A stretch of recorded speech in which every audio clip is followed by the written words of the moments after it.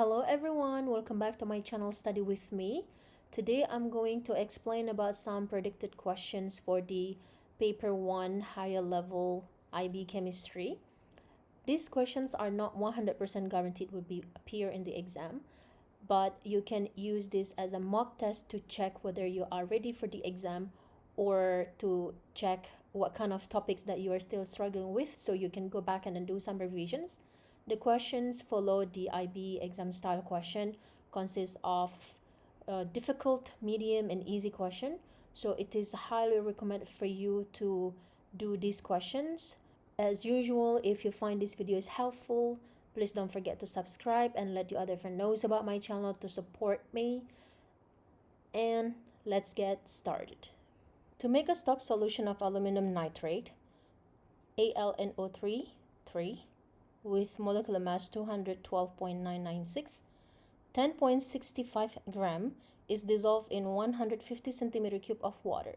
Which calculation below is used to determine the volume of the stock solution needed to make 1 decimeter cube of a 0.05 molar aluminum nitrate solution? So we need to volume and we need to concentration. But first, we've got some data, which is mass of aluminum nitrate. It's 10.65 gram, and the molar mass is 212.996, and the volume is 0.15 decimeter cube. Okay, so we need to find the new volume. So C1V1 equal to C2V2.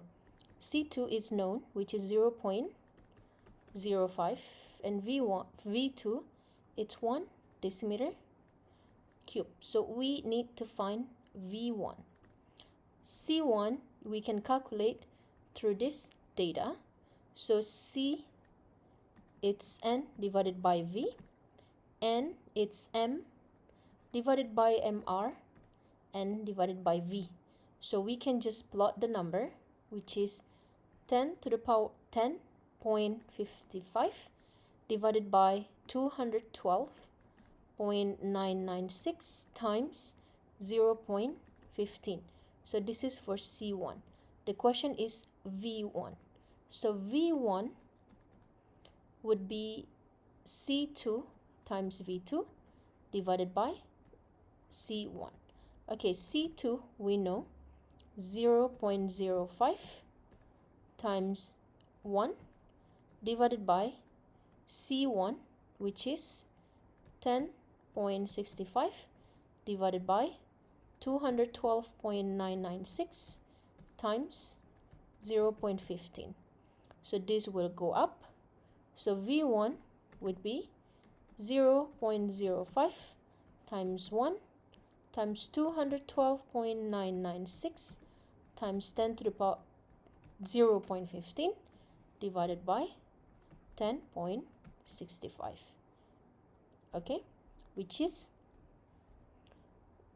C. 36 centimeter cube of a 1 molar solution of copper 2 nitrate reacts with 0.540 gram of aluminum metal. How many moles of copper metal would be produced in the following reaction? So we've got this data and we've got this data. So we've got concentration and volume. So we can find mole, which is C times V. So 1 times 0.036, which is 0.036 mole for copper nitrate. So 0.036. And 0.540 gram of aluminum, we can find mole as well, which is M divided by MR. So 0.540 divided by 27, which is 0.02. So here 0.02. Okay, now to calculate moles of copper, we need to find out which one is the limiting reactant. 0.02 for 2 mole of Al. So for 1 mole of Al, it's 0.01. 0.036 mole of copper nitrate is for 3 moles. For 1 mole, it's 0.012. So we can check that, or we can compare that Al will be used up first compared to copper nitrate. Therefore, Al is the limiting reactant. So now, to find the mole of copper, we just use the mole ratio and we refer to the limiting reactant, which is 3/2 times 0.02. So you will get 0.03 mole Cu. 6 grams of ethane gas is placed in a flexible container at STP. The conditions are then changed to a new pressure of 200,000 Pascal, which is 200 kilopascal, and new temperature of 546 Kelvin. What is the new volume of the container after equilibrating to the new temperature and pressure? The molar volume of a gas at STP is 22.7 decimeter cube. So at STP, the pressure is 100 kilopascal and the temperature is 273 Kelvin. So basically, the pressure is double and the temperature is also double. So first, we need to find the mole of ethane, which is 6 divided by 30.07, and you've got 0.2 moles. And then you can find volume, which is N times Vm. So 0.2 times 22.7, you will get 4.54 decimeter cube as the initial volume. So if we use combined gas law, P1 V1 divided by T1, so P2 V2 divided by T2, you can get P1 V1 T2 divided by T1 P2. Okay, so now as the pressure is double and then temperature is double as well, so we can rewrite P1 as P and then V1. So for T2, that would be 2T because double, and then for pressure that would be 2P and then T. Okay, so now P and P can be cancelled, T and T can be cancelled, 2 and 2 can be cancelled as well. Therefore, V2 equal to V1. So in conclusion, volume remains the same. Which mass spectra would you expect for magnesium with the molar mass 24.3 gram per mole? So we can calculate based on the spectrum here. 24 times 0.8 plus 25 times 0.1 plus 26 times 0.1. You've got 24.3. So the answer is A. Let's check B. 24 times 0.5 plus 25 times 0.3 plus 26 times 0.2 equal to 24.7. And for C, 24 times 0.9 plus 26 times 0.1, you've got 24.2. And for D, 24 times 0.6 plus 25 times 0.4, you've got 24.4. So the answer is A. Successive ionization energies for elements X and Y in kilojoule per mole are shown in the table below. Which of the following ionic compounds is most likely to be formed when element X and Y react? As you can see, there is a high jump between the second ionization and third ionization energy. Therefore, only 2 electrons that are easier to remove. So the valence electron will be 2 and the charge will be +2. And for the Y, you can see between 7 to 8, very high. So it has a large jump between the 7th ionization energy and 8th ionization energy. Therefore, there are 7 electrons that are easier to remove or on the last shells. So valence electron, it's 7. So it comes from group 17, okay? It's -1, and this one is +1. So x plus 2, it's +2.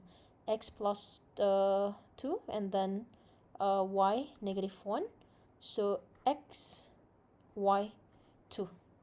C. Which of the following statement about nitrogen is correct? Oxygen has a higher first ionization energy than nitrogen. Oxygen has 8 electrons, 1s2, 2s2, 2p4. And nitrogen has 7, 1s2, 2s2, 2p3. Here is 4. So if we draw or use the diagram orbital, so here is pair, and for this one is unpair. Okay, it's easier to remove the one that has a pair electron due to electron repulsion. So oxygen has a lower ionization energy compared to nitrogen. Okay, so the first one, it's wrong. There is a large increase between 5th and 6th ionization energies in nitrogen. Okay, nitrogen 2 and 5. Easier to remove the first 5 electron, but not for the 6th electron. So it means there is a large increase between 5th and then 6th ionization energy of nitrogen. Correct. Phosphorus has a lower first ionization energy than nitrogen. In the group of nitrogen, I think group 15, phosphorus is below of nitrogen. So the number of electron increases, the number of shells increases. So the attraction between the proton or nucleus with the electrons on the outer shells decreases, therefore easier to remove than the one that has a smaller atomic radius like nitrogen compared to phosphorus. Therefore, phosphorus has a lower first ionization energy than nitrogen, because it's when you go down a group, ionization energy decreases. Therefore, the answer will be C. What is the sum of all coefficients when the equation below is balanced? So this would be 2, this would be 3, and this one 2, and this one 1. Total 8. The d orbital splitting energy delta for a transition metal complex is affected by a variety of factors. Which of the following are typical features of complexes with large values of d orbital splitting energy? A metal ion in a high oxidation state, and a ligand that is high in the spectrochemical series, absorption of light near the blue end of the visible spectrum. Metal with high oxidation state with ligand that is high in the spectrochemical series, a stronger ligand, will cause a greater split in d orbitals, causing to absorb high energy of light. This typically found at the blue of the visible spectrum. Blue has 434 nanometer, which is quite high, and high energy, short wavelength. Therefore, the answer will be 1, 2, and 3. Which gives the trend the correct reason and trend in metallic character down group 17. As you go down a group, it's easier to remove the electron, right? As the atomic radius increases. So it promotes metallic behavior. So it will increase between A and C. And this causes energy to remove the electron decreases, or the ionization energy decreases. Therefore, the answer will be C. The molecule BH2F contains a polar BF bond. One atom in the bond has a partial positive electrostatic charge, and the other has a partial negative charge. One representation of the bonding in BH2F is shown. In addition to possessing partial electrostatic charges, the B and F atom in this structural formula have non-zero formal charge. What are the formal and partial electrostatic charges of the B atom in this structural? So only B atom in the structural formula.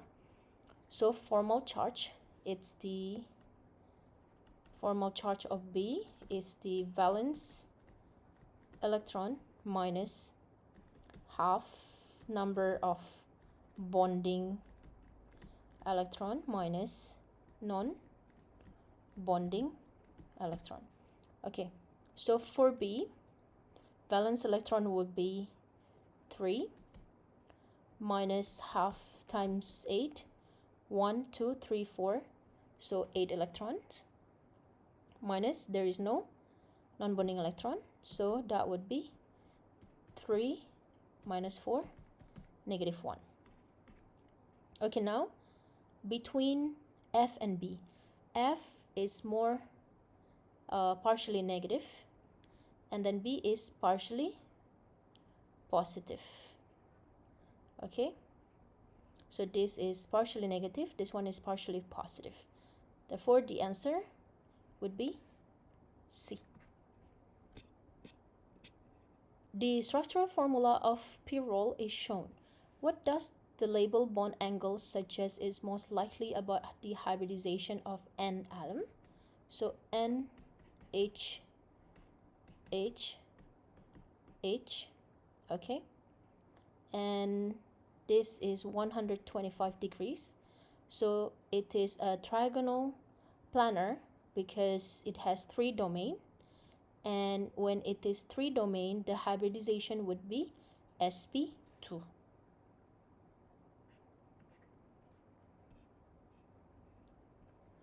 Nitrous oxide N2O is represented by 2 resonance structures with different formal charges on the N and O atom.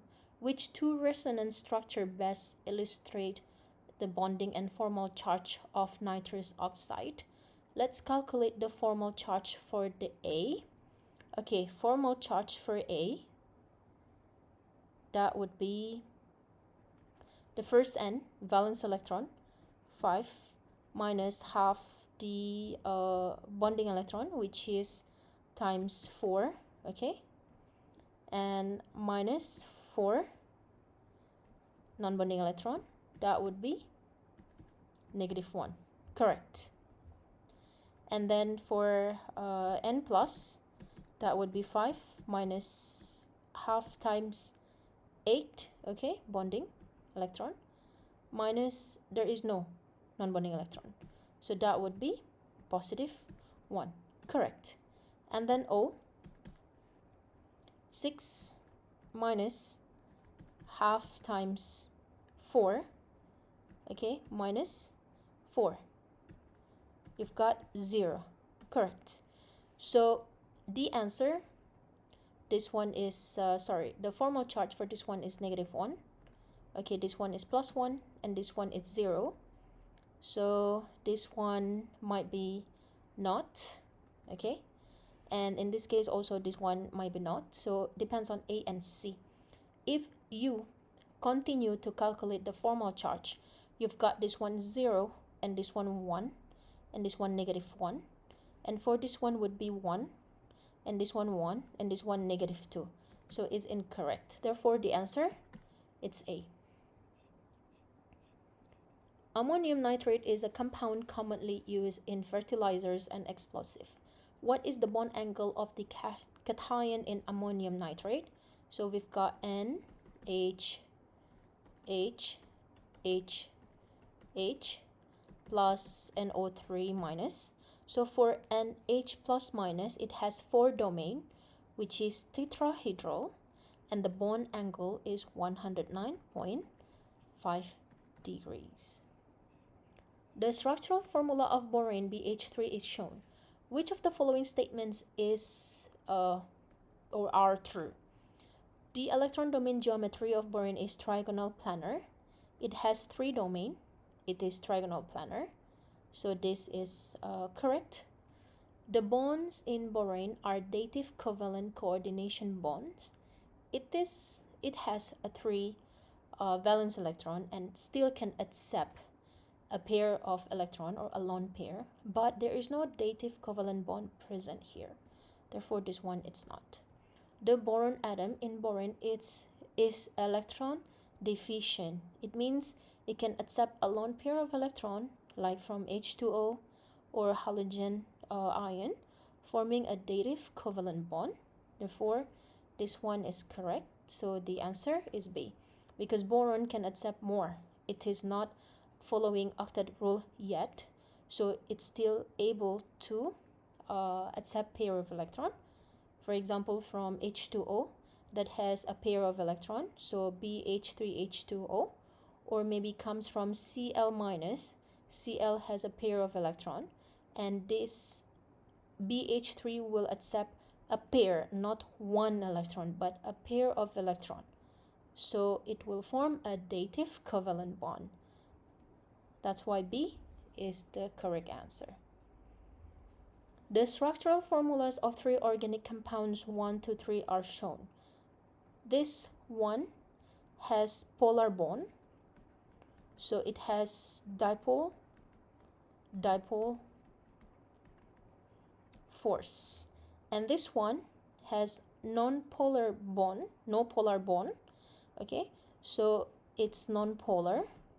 It has London dispersion force, and this one has hydrogen bond. Okay, so obviously this one is the strongest. In which of the following are the compounds listed in order of decreasing boiling point? Therefore, this one is the strongest, and then goes to number 1, and then goes to number 2. The answer is D.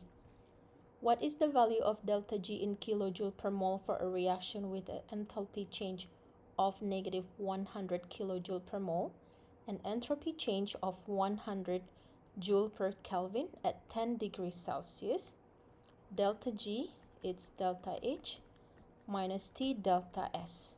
So delta H, negative 100 kilojoule. So this we need to convert it into kilojoule, which is 0.1, minus 10 degrees Celsius, that would be 283 times 0.1. So negative 100 minus 28.3, which is negative 128.3. The accurate enthalpy change for the reaction of aqueous hydrochloric acid with solid sodium carbonate is delta H, negative 36 kilojoule per mole. So this is the actual number, or the accepted value. A student tried to determine delta H by adding 3 grams of sodium carbonate to 100 centimeter cube aqueous hydrochloric acid and measured the temperature change. They obtained an experimental value which is negative 38 kilojoule per mole. So it is not the same with the accepted value. They record this data. Solution density is 1, mass is 100, heat capacity is 4.186, and the temperature change is 2.6. Which of the following could account for the difference between delta H accepted value and delta H experiment? Okay, so if the solution lost heat to the surroundings during the reaction, so the delta T should be very high. Okay, if the delta T will be very high because a lot of the energy lost to the surrounding, so we can expect the delta H experiment would be very, very negative. Like it's too far from the accepted value, which is negative 36. So this is not the case for this is not the answer, the correct answer. The solution density was greater than 1 gram per centimeter cube, but the students recorded 1. It means the recorded density in the table is wrong, right? It means value that is recorded is too low. And also when we assume that density, this density is density of the water. So density is M divided by V. So D is too low. The mass will be too low as well. So the mass and then the density as the reason why the experimental value and then the accepted value, it's quite difference. I mean, not that very big difference, cannot be accepted. The solution mass was increased by the addition of the sodium carbonate. Also, this one cannot be accepted because the mass, as the density is too low, and D equal mass over volume, so the mass should be very low, but the mass here is quite high, so we cannot accept this. And for C, the heat capacity was less than 4.186. We can accept this because if the if the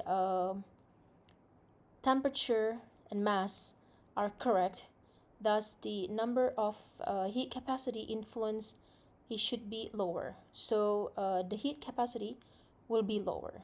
Okay, so for the mass, it should be a greater mass. So the mass here should be, if the mass is very great, I mean increase, so it has a very high negative value here.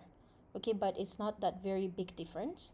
So the heat capacity is has a very high influence to make the difference that is not very big different. Okay, so the number of heat capacity influence, it should be lower, so then the experimental value is might be quite the same with the accepted value. So the answer is C. Refer to the Born-Haber cycle for potassium chloride below. So this is the indirect route. So because it is a different direction, so that would be positive 438. The same direction, plus 89, plus 122, plus 419, and the same direction as well, negative 355. So the answer will be B. For the mechanism proposed below, what would be the rate law? Okay, this would be the rate determining step. But both reactant are intermediate products. It means it cannot be in the rate law as they do not appear in the overall reaction. So now we look at the intermediate here. 2HI will be produced because of there are H2I and an I. And H2I is produced because there is H2 and I. And I here are the intermediate. H2I also are the intermediate. The presence of H2I depends on the H2 and I. And 2I depends on the I2. So this, and this are the intermediate product. Therefore, we just depend on this two. So the rate of law will be this. The reaction B is the product, is determined to be first order. What should be plotted on the x and y axis respectively to determine the rate constant for this reaction? That would be time and ln concentration of B. So this will be like this, so we can find the slope. Okay, so the answer would be time and ln B. Hydrogen peroxide decomposes to form water and oxygen gas. According to the following reaction, 2H2O2 liquid produce 2H2O liquid and oxygen gas. Potassium iodide increases the reaction rate without being itself consumed. It means it is a catalyst. Catalyst, it's used to decrease the activation energy of the reaction. Nitrogen dioxide reacts with carbon monoxide. The reaction occurs in two steps with the energy level diagram shown. So there are two steps here. With this one has higher activation energy compared to this one. Therefore, this one slower. So this is the rate determining step, and this one occur faster. So which of the following is correct? Rate determining step, it's number 1. And sign of enthalpy change, because it is exothermic, so delta H will be negative.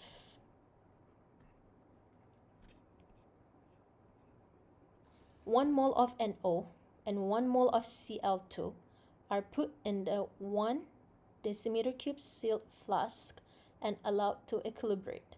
Which of the following statements is true for this reaction?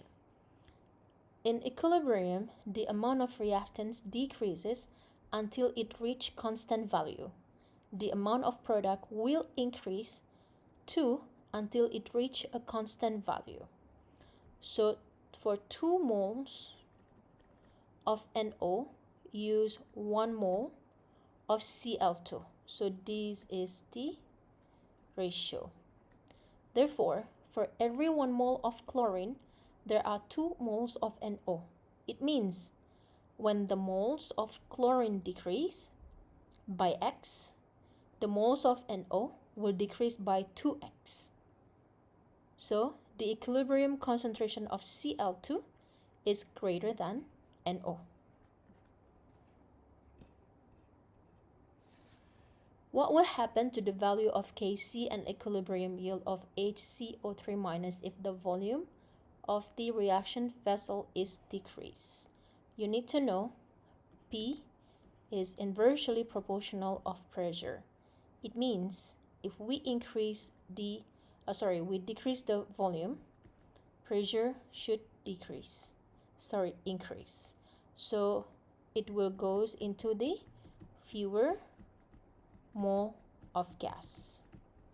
And we can see here there is no gas on the right side, and there is 1 mole of gas in the left side. So when volume decrease, pressure increase, it will go or favor fewer mole of gas, and this part or product has a fewer mole of gas. Therefore, the reaction or equilibrium will shift to right. When it shifts to right, the yield will increase, but Kc remains the same because Kc will only change with the temperature. The equilibrium constant for a reversible reaction is 100 at 700 Kelvin. So K is bigger than 1. So if K bigger than 1, then K it's positive. Delta G will be negative. So it is spontaneous and favor product. So the equilibrium constant for reversible reaction is 100 at 700 Kelvin. The following statement that is correct is D. The standard Gibbs free energy change is negative. Aluminum oxide Al2O3 undergoes the following reaction. React with base and react with acid. Because aluminum oxide is amphoteric, it can react with both with acid or with base. Okay, so for the Bronsted-Lowry acid, it means it can donate proton, and Bronsted-Lowry base, it can accept proton. But in this case, okay, for the Al2O3 as the acid, when it reacts with base, there is no proton that is transferred here. So we just define Al2O3 as an acid because it reacts with base. Therefore, it is not a Bronsted-Lowry acid. But for the this reaction, okay, HCl is acting as a strong acid, and it donates its proton to Al2O3. It means it able to accept proton. so it acts as a Bronsted-Lowry base. Remember, this Al2O3, it's called amphoteric. It means it can act as a base or acid, but it's not amphiprotic, that can accept proton or donate proton. The answer is C. Which of the following solution will produce a neutral solution when react with 0.05 mole of sulfuric acid? So sulfuric acid is H2SO4. It has 2 H+. So if we have 2 H+, the one that can neutralize, or give a neutral solution, NaOH will not be a case here because it has only one OH. Therefore, we have CaOH2 that has 2 OH. And now let's calculate the mole number. This one will be 0.1 times 2, which is 0.2 mole. And this one, 0.25 times 2, which is 0.05. So the answer is D. Which statement is correct for the following reaction? H2SO4 and HNO3, where H2SO4 donates its proton to HNO3. Remember, strong acid has a large Ka as it releases more H+. H2SO4 donates its proton to HNO3. Therefore, H2SO4 is stronger than HNO3 and it has higher Ka. Which statements are correct for CrNH3 for Cl2+? Lewis acid means able or accepts pair of electron. It has vacant d orbital, so it able to accept electron. Cl- is a Lewis base because Cl- has a pair of electron, so it able to act as a Lewis base. NH3 has a pair of electron, so it is acting as a nucleophile to donate its a pair of electron. It's not an electrophile. The answer is A. Given the voltaic cell diagram and standard electrode potential below, which statement is correct? Between Sn and Cu. Sn is more reactive than Cu. Therefore, Sn will experience oxidation and Cu reduction. Oxidation always happen at the anode. Reduction always happen at the cathode. So the answer, B. In a given reactivity series, element Y is the most reactive. Y most reactive, X least reactive. Which one is correct? Y is and Z. Y is very reactive. So Y should be able to replace Z. So there's no reaction, is incorrect. X is the least reactive, cannot replace any of these two metals. But there is a reaction, it means is incorrect. And Z is in the middle, cannot replace the most reactive, which is Y. But there is a reaction, it is incorrect. X is the least one. And then this one is more reactive compared to X. Therefore, there will be no reaction. Correct. An electrolytic cell contains molten magnesium chloride. Which of the following statements is correct using the standard cell potential given below? So, for electrolytic cell, panic, positive anode, negative cathode. Okay, we've got MgCl2. So Mg2 plus and Cl minus. Mg as a cation, will go towards negative electrode. Cl, negative ion, will go towards positive electrode. Therefore, magnesium is reduced. Okay, anode always oxidation. Okay, cathode always reduction. So the one that experiences reduction is Mg. Mg is reduced, and magnesium metal will appear at negative cathode. Okay. Consider the following standard electrode potential: Ca2 plus and half Cl2. Which statement is incorrect? Okay, Ca is more reactive, therefore this one will experience oxidation. So we need to flip this reaction, okay? And this one will experience reduction, okay?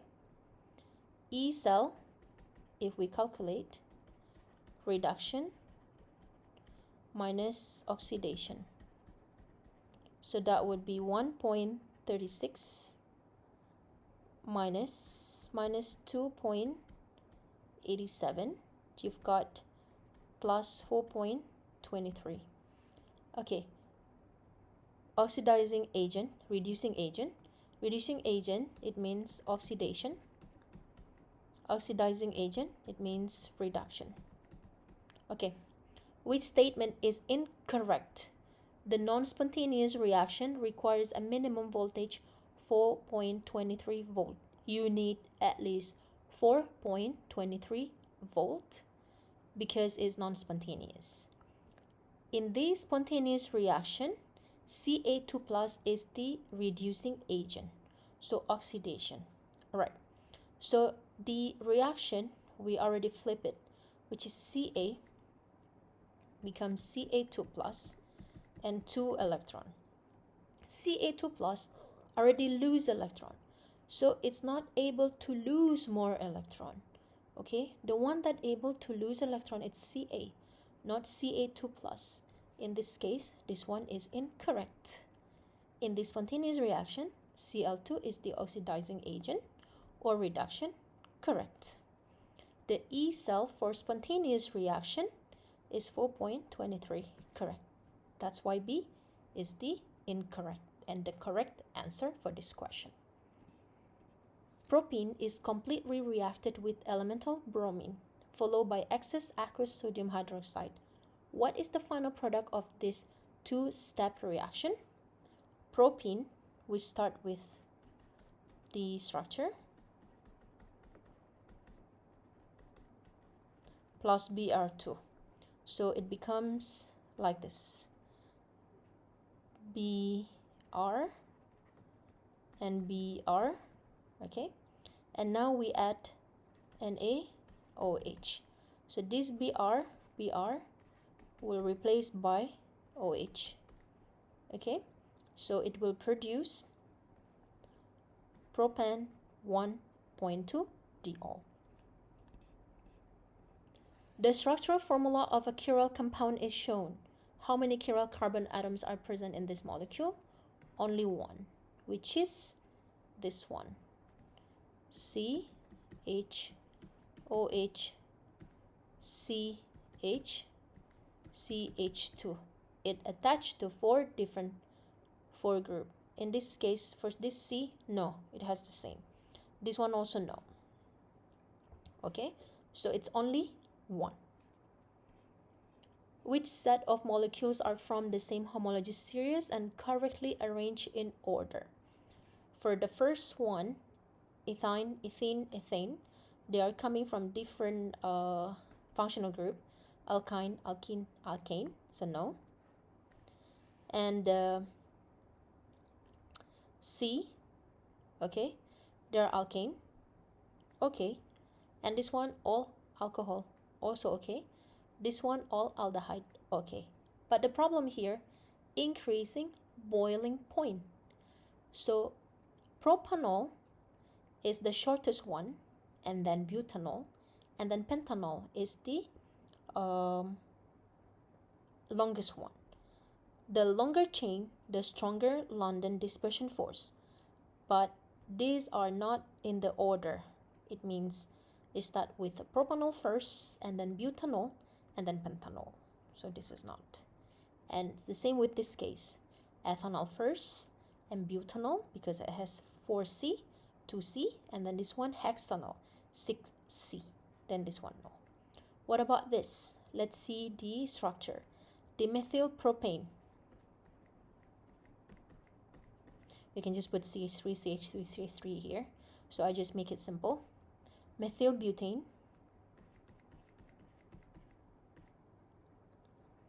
Okay. And pentane. All of them are having the same number of C and H, which is C5H12. Okay. It has two branches. It has one branch. It is straight change.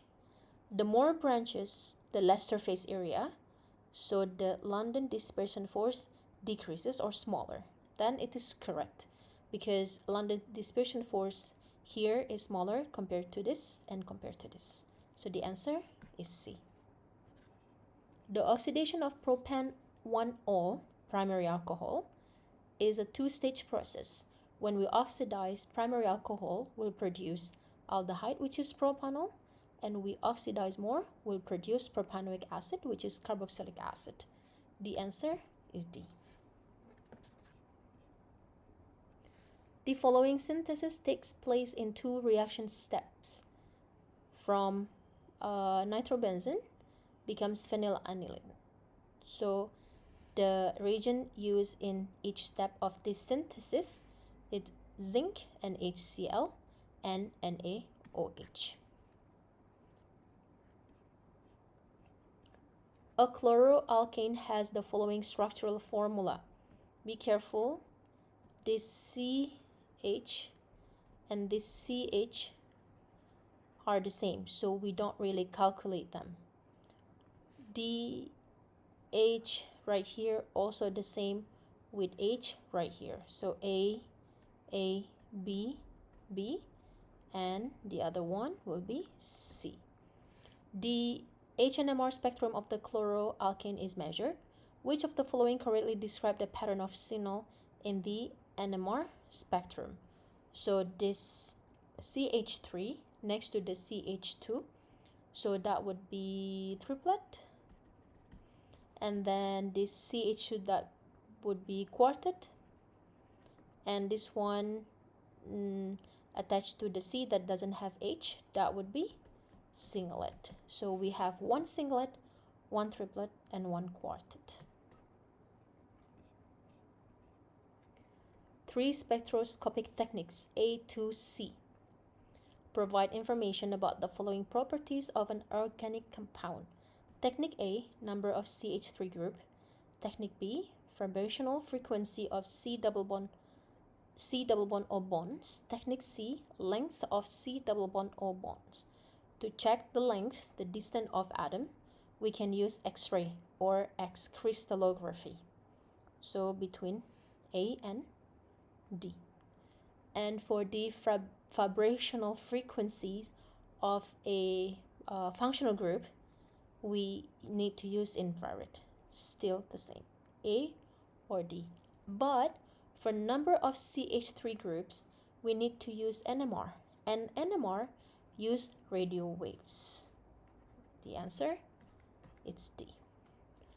Alright, so that's all for the explanation for predicted questions for paper 1 higher level IB chemistry for your exam preparation. Again, I repeat that these questions are not 100% guaranteed will be appear in your exam. Take it as a mock test for you to check whether you are ready for the exam, or to check whether or what kind of topics that you are struggling with, so you can go back and do some revisions. I hope this video is helpful for you for your exam preparation or revision. And if you find this video is helpful, please don't forget to subscribe and let your other friends know about my channel. If you're asking, am I going to explain or to do other predicted questions, paper 1 or paper 2?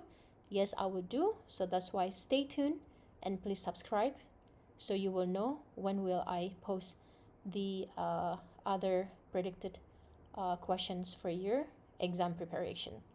Good luck and bye.